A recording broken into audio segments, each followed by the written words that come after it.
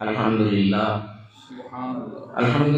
نحمده ونستعینه ونستغفره ونؤمن به ونتوکل علیہ ونعوذ باللہ من شرور انفسنا ومن سیئات اعمالنا من يهده الله فلا مضل له ومن يضلل فلا هادي له ونشهد ان لا اله الا الله وحده لا شريك له ونشهد ان سيدنا وشفيعنا ومولانا محمدا عبده ورسوله.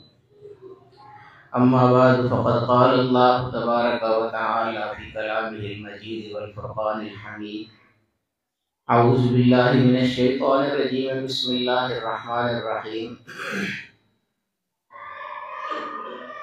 وللآخرة خير لك من الأولى. وقال تعالى في شان حبيبه مخبرا وآمرا إن الله وملائكته يصلون على النبي یا ایھا الذین آمنوا صلوا علیہ وسلموا تسلیما. درود شریف پڑھیے اونچی آواز سے سیدنا و مولانا محمد وعلی آل سیدنا محمد وبارک وسلم. الصلاۃ والسلام علیک یا رسول اللہ وعلی آلک واصحابک یا حبیب اللہ. الصلاۃ والسلام علیک یا شفیع المذنبین وعلی آلک واصحابک یا رحمۃ للعالمین. اللہ تعالیٰ سب کے ذوق کو سلامت رکھے. بہت ہی محبت کے ساتھ بہت ہی اخلاص کے ساتھ سب لوگ یہاں پر تشریف فرما ہیں. دور دراز سے بھی لوگ مجھے نظر آ رہے ہیں، آئے ہوئے ہیں یہاں پر. اللہ تعالیٰ سب کا آنا اپنی بارگاہ میں قبول فرمائے. حضرت علامہ صاحب اور پوری ان کی جتنی بھی ٹیم ہے وہ بھی مبارکباد کے مستحق ہیں. خوبصورت انتظامات، خوبصورت استقبال. اللہ رب العالمین ان سب کوششوں کی وجہ سے ان کو بہترین سے بہترین جزا عطا فرمائے. میں صبح سے ہی سوچ رہا تھا کہ کس موضوع پہ بات کروں گا. یہاں پہلی دفعہ میں آیا ہوں تو نہیں سمجھ آ رہی تھی. بہت سے موضوع سوچے ذہن میں. کبھی کہتا ہے کس موضوع پہ بات کروں گا، کبھی سوچتا ہے کس موضوع پہ بات کروں گا. لیکن وہ بات وہی ہوتی ہے. میں تو یہی سمجھتا ہوں کہ جن کی تعریف کرنی ہوتی ہے نا وہ خود ہی پھر بتا دیتے ہیں کس موضوع پہ بات کرنا. یہاں بیٹھنے کا میرے ذہن میں کچھ بھی نہیں تھا کہ میں نے کس موضوع پہ بات کرنی ہے. قبلہ حضرت صاحب نعت پڑھ رہے تھے اعلیٰ حضرت رحمۃ اللہ تعالیٰ علیہ. تو پہلے یہ جب انہوں نے پڑھا تو میں نے کہا بس موضوع مل گیا. وہ فرما رہے تھے کہ ان کی مہک نے دل کے اونچے کھلا دیے ہیں، جس راہ چل دیے ہیں کوچے بسا دیے. یہ کون سی مہک تھی جو کوچے بسا دیا کرتی تھی. میرے والد صاحب کی نعت کا ایک شعر ہے، معطر فضا ہے معمر ہوا. معطر اس کو کہتے ہیں جس چیز کو عطر لگا ہوا. جب آپ عطر لگاتے ہیں نا تو خوشبودار ہو جاتی ہے، اس کو پھر معطر کہتے ہیں. معطر لباس، جس لباس کو عطر لگ جائے وہ معطر ہو جاتا ہے. اور معمر وہ ہوتا ہے کہ جس سے عنبر کی خوشبو آ رہی ہو، کستوری کی خوشبو آ رہی ہو. تو وہ کہتے ہیں کہ معطر فضا ہے معمر ہوا، مہکتی ہے ایک ایک گلی یا نبی. مدینہ شریف کی تعریف ہو رہی ہے. ایک ایک گلی سے عطر کی بھی خوشبوئیں آتی ہیں اور عنبر کی بھی خوشبوئیں آتی ہیں. اب وہ مہک پر بات چلنے کے لیے نا ان کی مہک نے دل کے اونچے کھلا دی ہیں. تو وہ کیسے گلیاں مہکتی تھیں مدینہ شریف کی اور کیوں مہکتی تھیں؟ کہ حضور علیہ السلام کا ہی سارا کمال تھا، انہی کا سارا فیض تھا، انہی کی نسبت کی وجہ سے وہ گلیاں مہکتی تھیں. ایک اور شعر ہے میرے والد صاحب کی ایک نعت کا، اس میں انہوں نے بہت خوبصورت بات فرمائی ہے. یعنی یہ ہم اگر نعت کی طرح میں چونکہ خود شاعر ہوں، اللہ کا کرم ہے، نعتیہ والے سے مطالعہ بھی کافی ہے، نعت لکھتا بھی ہوں خود، تو یہ چیز میں نے اب تک نعتیہ شاعری میں نہیں دیکھی ہے کسی کی بھی جو اس شعر میں انہوں نے بیان فرمائی ہے. یعنی یہ تو ہم سنتے رہتے ہیں نا کہ مدینہ شریف کی گلیاں حضور کے پسینہ مبارک کی وجہ سے مہکتی تھی، حضور کے پسینے سے خوشبو آیا کرتی تھی. یہ بھی حضور کا عجیب معجزہ ہے نا. ہم اور آپ، ہم سب، ہمارے پسینے سے بدبو آتی ہے. جتنا بھی کوئی بڑا پیر ہو، کوئی بھی ہو، ہم سب کے پسینے سے بدبو آتی ہے. واحد حضور علیہ السلام کی ذات ہے اس پورے جہان میں کہ جن کے پسینے سے بدبو کی وجہ خوشبو آیا کرتی ہے. تو وہ جہاں سے گزرتے تھے حضور علیہ السلام وہاں سے بھی خوشبو آنے لگ جاتی تھی. خود اپنے جسم مبارک سے تو آتی تھی نا, جہاں سے گزر کے جاتے تھے نا اس راستے سے پھر خوشبو آتی رہتی تھی. پتہ چلتا تھا بعد میں آنے والوں کو یہ وہ خوشبو ہے کہ پتہ چلتا ہے کہ یہاں سے مدینے والے آقا گزر کے گئے کوئی لگتا ہے. تو خوشبو تو آتی تھی, اس میں تو کوئی شک نہیں ہے. یہ ہم پڑھتے بھی رہے ہیں, بہت سارے نعتیہ کلام میں دیکھا بھی ہوا ہے, سنا بھی ہوا ہے, پڑھا بھی ہوا ہے. لیکن وہ جو والد صاحب نے اس شعر میں بات کہی ہے نا, وہ بہت عجیب بات ہے. یہ اس سے پہلے میں نے نہیں دیکھی تھی. وہ فرماتے ہیں کہ کس سمت گئے آقا یہ سب کو پتہ ہوتا. کس طرف گئے, سمت مطلب طرف. کس سمت گئے آقا یہ سب کو پتہ ہوتا. خوشبو تھی پسینے کی مشہور مدینے میں. یہ بہت کمال ہے اس میں. اب میں آپ کو شاعری کے حوالے سے تھوڑی بات بتاتا ہوں. وہ والد صاحب یہ فرماتے ہیں کہ یہ تو سب کو پتہ ہے کہ حضور علیہ السلام کہ جس میں اقدس سے بھی خوشبو آتی تھی, آپ کے پسینے سے بھی خوشبو آتی تھی, یہ تو سب کو پتہ ہے.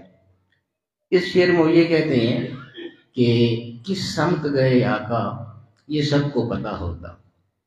یہ سب کو پتہ ہوتا تھا کہ آقا تھوڑی دیر پہلے کس طرف سے کہاں گزر کے گئے ہیں. یہ کیسے ان کو پتہ چل جاتا تھا؟ خوشبو تھی پسینے کی مشہور مدینے میں. کہ حضور علیہ السلام کے پسینہ مبارک کی جو خوشبو تھی وہ مدینے والوں کو پتہ تھی. اب نکتہ جو ہے وہ یہ ہے کہ اگر وہ خوشبو ہماری کسی بھی خوشبو کی طرح ہو, مثال کے طور پر امبر جیسی وہ خوشبو ہے, جیسے امبر کی خوشبو ہوتی ہے ویسی خوشبو ہے, یا کستوری جیسی خوشبو ہے, کسی بھی کوئی بھی خوشبو جو ہم استعمال کرتے ہیں دنیا میں جتنی بھی خوشبوئیں موجود ہیں, اگر ان میں سے کسی جیسی ہو تو پھر یہ کیسے پتہ چلے گا کہ یہاں سے حضور گزرے ہیں؟ ہو سکتا ہے وہ خوشبو لگا کے کوئی اور بھی وہاں سے گزر گیا ہو, تو پھر یہ کیسے ہو سکتا ہے؟ حضور کا پتہ کیسے چلتا تھا؟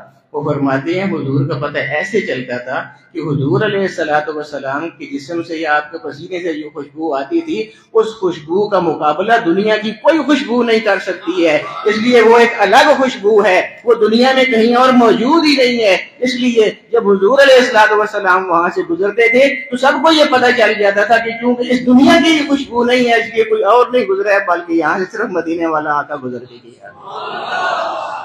وہ یہ خوشبو ہی کوئی الگ قسم کی تھی. اور وہ تو حضور علیہ السلام کا اپنا جسم مبارک اور اپنی ذات مبارک, وہ تو بہت بڑی حیثیت ہے اس جسم مبارک کی, اس جسم اقدس کی.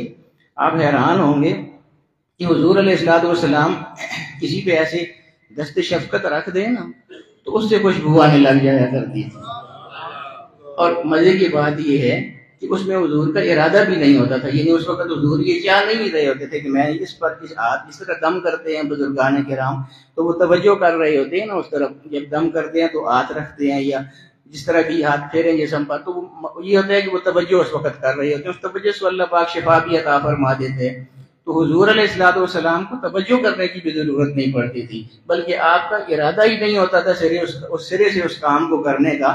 پھر بھی آپ کے ہاتھ مبارک کا لمس جو اس کو مل جاتا تھا, جو ٹچ ہو جاتا تھا کسی کے ساتھ, اس کے جسم سے خوشبو آنے لگ جایا کرتی تھی. آپ جانتے ہیں کہ مدینہ منورہ میں حضور علیہ السلام جب مسجد نبوی میں جمعہ کا خطاب فرمایا کرتے تھے تو ممبر بننے سے پہلے وہاں پر کھجور کا ایک خشک تنا ہوا کرتا تھا, جس پر حضور علیہ السلام جب تھک جاتے تھے نا تو ایسے اپنا ہاتھ مبارک رکھ کے ٹیک کے لیے اس پہ اپنا ہاتھ رکھا کرتے تھے.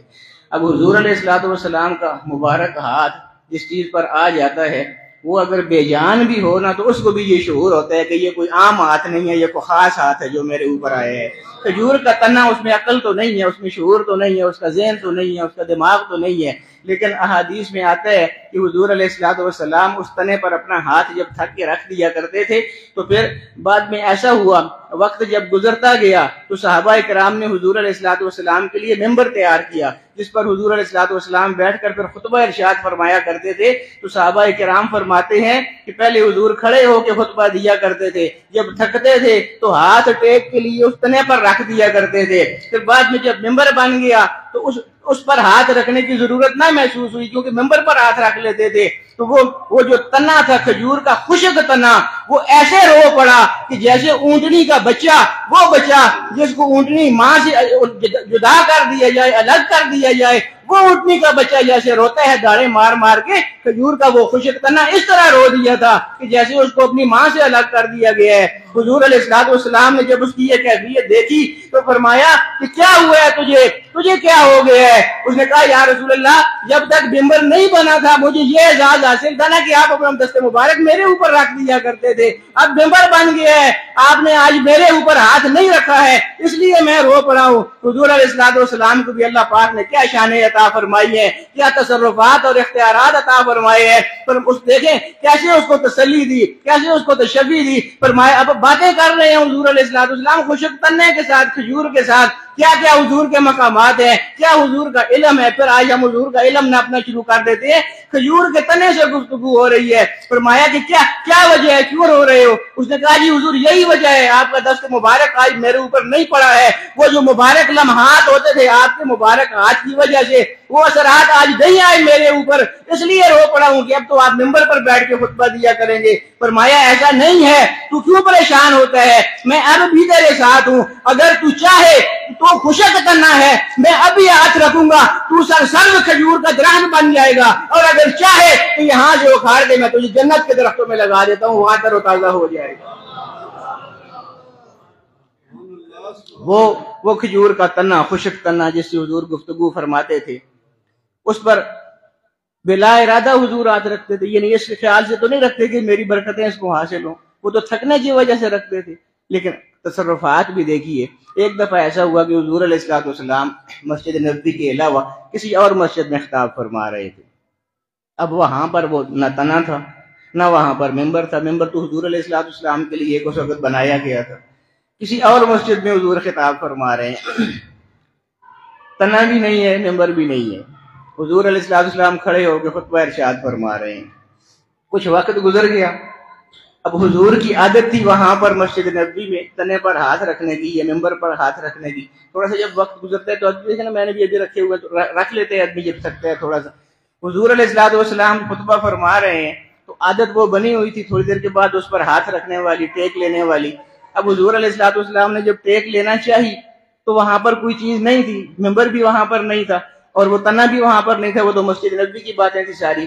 حضور علیہ السلام تھوڑی دیر رکے رہے، تھوڑی دیر کے بعد اب اللہ تعالیٰ کے کام کرنے آپ دیکھیے نا، اللہ کو یہ یعنی اندازہ تھا نا کہ حضور علیہ السلام اپنا ہاتھ مبارک کسی چیز پر رکھنا چاہتے ہیں، وہاں پر اب چیز ہے کوئی نہیں ہے، ایک چھوٹا سا بچہ محفل سے اٹھا، جس طرح یہ سارے بچے چھوٹے چھوٹے یہاں پر بیٹھے ہوئے ہیں، وہاں سے اپنی جگہ سے اٹھا اور سیدھا چلتا ہوا آیا حضور علیہ السلام کے پاس آگے مؤدب ہو کے کھڑا ہو گیا۔ حضور علیہ السلام نے اس کے سر مبارک پر اپنا ہاتھ رکھ لیا، یعنی اب ٹیک کیسی اللہ پاک نے مہیا فرما دی۔ حضور نے بلا ارادہ اس کے سر پر اپنا ہاتھ رکھ دیا ٹیک کی صورت میں، کوئی یہ توجہ نہیں تھی کہ میں نے اس بچے کو خوشبودار کرنا ہے، صرف ٹیک مقصود تھی۔ اپنا دست مبارک اس بچے کے سر پر رکھا، خطبہ ارشاد فرماتے رہے۔ صحابہ کرام کہتے ہیں کہ اس بچے کے وہ تھوڑی دیر کے لیے غیر محسوس یعنی غیر لمحات چھوٹے سے لمحے کے لیے، تھوڑے سے وقت کے لیے حضور علیہ السلام نے بلا ارادہ بھی جو اس کے سر پر ہاتھ رکھا تھا، اس ہاتھ رکھنے کی برکت اللہ پاک نے اس بچے کو یہ عطا فرمائی کہ اس بچے کے سر سے خوشبو آنے لگ گئی تھی، اور وہ خوشبو ایسی تھی کہ وہ بال کٹانے کے بعد بھی ختم نہیں ہوتی تھی، جب نئے بال اس کے اگتے تھے پھر بھی اس کے سر سے خوشبو آیا کرتی تھی، حتیٰ کہ اس بچے کی 7 نسلوں کے سروں سے وہ حضور علیہ السلام کی خوشبو آتی رہی۔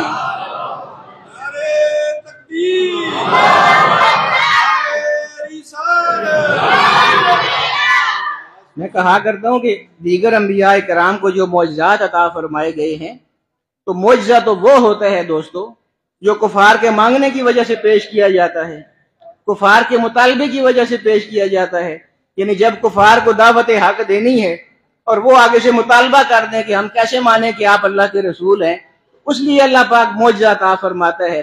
موسیٰ علیہ السلام کو ید بیضاء عطا ہوا تھا، عیسیٰ علیہ السلام کا اپنا معجزہ، سب انبیاء کے اپنے اپنے معجزات ہیں، لیکن وہ اس لیے دیے گئے تھے کہ جب آپ کو کوئی نہ مانے تو آپ نے یہ معجزہ اس کو دکھانا ہے۔ حضور علیہ السلام نے تو کوئی معجزہ پیش ہی نہیں کیا تھا، اور سب سے زیادہ معجزے حضور علیہ السلام کو عطا ہوئے ہیں۔ جتنے بھی انبیاء ہیں سب سے زیادہ معجزات حضور علیہ السلام کو عطا ہوئے۔ آپ کی انگلیوں سے پانی نہیں نکل آیا تھا، کس کی انگلیوں سے آج تک پانی نکلا ہے؟ اور یہ پانی کی بات بھی عجیب ہے۔ حضور علیہ السلام جب معراج پر تشریف لے جانے لگے تھے، آپ کو لے جایا گیا تو وہاں سے ایک پانی لایا گیا جس کے ساتھ حضور علیہ السلام کے قلب مبارک کو اور سینے کو دھویا گیا۔ یقینی بات ہے کہ وہ جنت کا پانی تھا، کوئی بہت عمدہ پانی تھا، حوض کوثر کا پانی ہو سکتا ہے، کوئی بھی ہو سکتا ہے جو فرشتے لے کے آئے تھے۔ تو علماء میں یہ بحث چھڑ گئی کہ آب زمزم زیادہ افضل ہے یا وہ پانی زیادہ افضل ہے جو حضور علیہ السلام کے قلب اطہر کو دھونے کے لیے حوض کوثر سے یا جنت کے کسی چشمے سے لایا گیا تھا۔ علماء کی بات ہوتی رہی، اپنے اپنے سارے دلائل دیتے رہے۔ ایک عاشق بولا کہ تم اپنی اپنی باتیں کرتے رہو، کوئی کہتے ہے زمزم زیادہ افضل ہے، کوئی کہتے ہے حوض کوثر کا پانی زیادہ افضل ہے۔ مجھ سے پوچھو، میں بتاتا ہوں سب سے افضل پانی کون سا ہے۔ نہ زمزم کا ہے نہ کوثر کا ہے، وہ پانی ہے جو حضور علیہ السلام کی انگلیوں سے نکلا تھا اور صحابہ کرام نے دیا تھا۔ اپنے اپنے انداز ہیں سب کے، اپنے اپنا عشق ہے سب کا۔ تو یہ حضور علیہ السلام کے عشق سے ہی معمور یہ ساری محفل ہے، سارے حضور کے عشق میں یہاں پر تشریف فرما ہے۔ اللہ رب العالمین ہم سب کا بیٹھنا اپنی بارگاہ میں قبول فرمائے، اور خاص طور پر جو حضور علیہ السلام جو دین لے کے آئے ہیں، جس کے لیے حضور نے تکلیفیں اٹھائی ہیں بے شمار، اور طرح طرح کی اذیتیں مصائب سے گزرنا پڑا حضور علیہ السلام کو، سب سے بڑی بات یہ ہے کہ ہم نے اس دین کی طرف بھی آنا ہے۔ میں مانتا ہوں کہ آج کل سوشل میڈیا کا دور ہے، نیٹ کا دور ہے، موبائل کا دور ہے، لیکن یاد رکھیے جانا اللہ کی طرف ہے، ایسے کوئی انکار نہیں ہے۔ اپنے ہاتھوں سے لوگوں کو آج کل دفن نہیں کر رہے، ہم جتنے لوگ ہیں جنازے نہیں پڑھتے ہیں، آج کل قبریں نہیں کھودتے ہیں، اپنے ہاتھوں سے اپنے بھائیوں کو قبروں میں نہیں داخل کر رہے ہیں، تو کیوں یہ خیال نہیں آتا کہ کل ہمیں بھی اسی طرح اپنے ہاتھوں سے اندر قبر میں ڈال رہا ہوگا؟ اس لیے آنا اللہ رب العالمین کی طرف ہی ہے۔ قبر کے سوال بھی اپنی جگہ، وہ بھی ہر آدمی سے ضرور ہوں گے، پوچھا جائے گا۔ زندگی جب اللہ پاک فرماتے ہیں کہ لیبلوکم ایکم احسن عملا، یہ میں نے زندگی کیوں دی ہے؟ اس لیے کہ میں تمہیں آزماؤں گا کہ تم میں سے اچھے اعمال کون کر کے جاتا ہے اور برے اعمال کون کر کے جاتا ہے۔ ایک ایک چیز ہماری لکھی جا رہی ہے۔ دنیا میں ہم کسی سے بھی بات چھپا سکتے ہیں، کسی کو بھی دھوکہ دے سکتے ہیں، لیکن جب اللہ رب العالمین کی بارگاہ ہوگی، نہ ہمارا کوئی دھوکہ چلے گا، نہ ہمارا کوئی مکر چلے گا، اور ہونا بھی ہے، وہ پوچھے گا، ضرور پوچھے گا۔ قرآن کریم سارا بھرا پڑا ہے، ہم غفلت میں پڑے ہوئے ہیں، شیطان نے ہمیں بالکل بہکا دیا ہوا ہے، ہمیں پتہ ہی نہیں ہے کہ ہم کتنے غلط کام کر رہے ہیں۔ میں کہا کرتا ہوں کہ ہمارے جتنے غلط کام ہیں، اس سے کم غلط کام پچھلی امتوں نے کیے تھے، پھر بھی ان پر اللہ رب العالمین کے عذاب آئے تھے۔ ہم ان ساروں سے زیادہ غلط کام کیے جا رہے ہیں، اب تک عذاب سے بچے ہوئے ہیں، صرف اس لیے کہ وَمَا كَانَ اللَّهُ لِيُعَذِّبَهُمْ وَأَنْتَ فِيهِمْ۔ حضور علیہ السلام کو اللہ پاک فرماتا ہے کہ میں ان کو کیسے عذاب دے دوں محبوب آپ کی امت کو، کہ آپ جو ان کے اندر موجود ہیں، میں کیسے آپ کی وجہ سے میں ان کو عذاب نہیں دے رہا؟ تو ہم جو عذاب سے بچے ہوئے ہیں تو حضور علیہ السلام کی وجہ سے بچے ہوئے ہیں۔ اس لیے اس نعمت کو جانیے، اس کی قدر کیجیے اور اللہ کی طرف لوٹ آئیے۔ سارے کام اپنے اپنے طریقے پر کرتے رہیں، سائنس کا علم ہے، انگلش کا علم ہے، اسکولوں کا علم ہے، جو بھی علم حاصل کرنا چاہتے ہیں کریے، کاروبار کریے، لیکن اللہ کے دین کو نہیں چھوڑنا ہے، وہ بھی ساتھ ساتھ لے کے چلنا ہے۔ اللہ رب العالمین ہمیں ان سب چیزوں کی توفیق عطا فرمائے۔ وآخر دعوانا